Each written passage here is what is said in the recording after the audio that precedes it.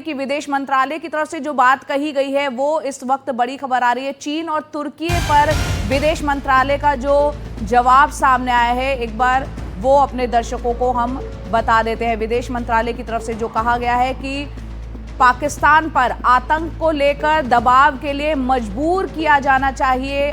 ये एमईए का बयान है कि आतंक पर कार्रवाई के लिए दबाव बनाया जाना चाहिए पाकिस्तान पर, क्योंकि रिश्तों के लिए संवेदनशील होना बेहद जरूरी है, विदेश मंत्रालय की तरफ से कहा गया। और दूसरे पक्ष की चिंताएं समझनी चाहिए।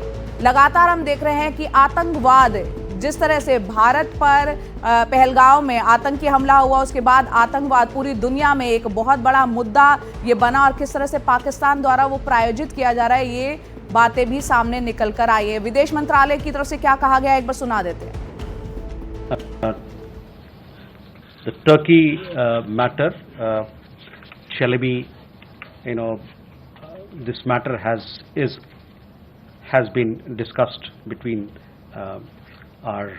with the Turkish embassy here, the Turkish embassy and our Ministry of External Affairs. But I understand that this particular decision was taken by the Bureau of Immigration, because they look,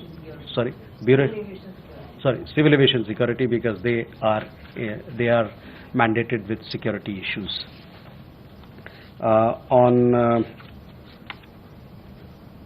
On the question of Turkey, well, we expect Turkey to strongly urge Pakistan to end its support to cross-border terrorism and take credible and verifiable action against the terror ecosystem that it has harbored for decades now.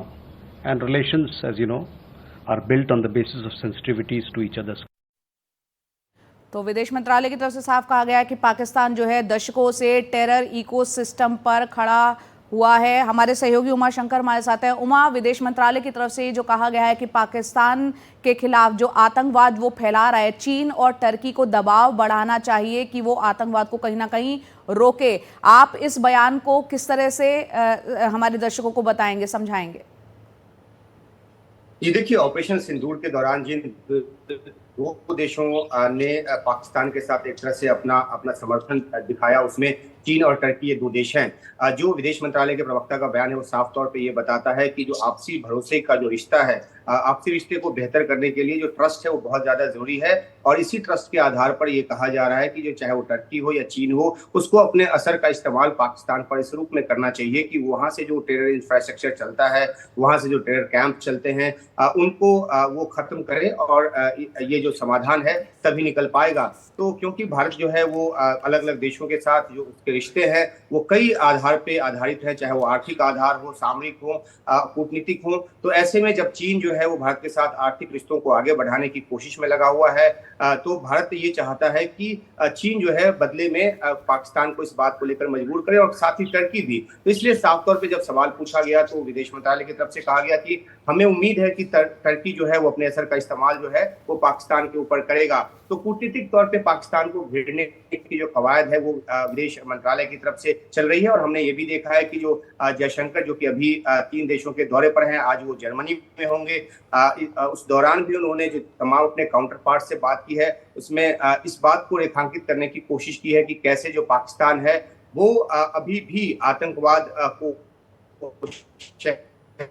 दे रहा है, उसी दिशा में आगे बढ़ रहा है। और खासतौर पे एक धार्मिक विभेद पैदा करने वाला, और जिस तरह से पहलगाम में आतंकी हमलों के दौरान जिस तरह की बातें वहां पे इस्तेमाल की गई, उन दोनों के बीच सीधा जी है। तो भारत की कोशिश पाकिस्तान के सहयोगी देशों को समझाने की तो है ही, साथ ही साथ दुनिया के देशों को ये बताने की भी है कि ये बहुत ही हाई टाइम है जब पाकिस्तान टेरर इंफ्रास्ट्रक्चर को खत्म करे, नहीं तो समस्या का समाधान जो है वो नहीं हो पाएगा। तो पाकिस्तान की जिन देशों ने मदद की, चाहे वो चीन हो चाहे तुर्की हो, कहीं ना कहीं उसको भी संदेश देने की और पूरी दुनिया को भी बताने की कि किस तरह से ये वक्त आ चुका है पाकिस्तान पर ये दबाव बनाने का कि वो आतंकवाद को रोके।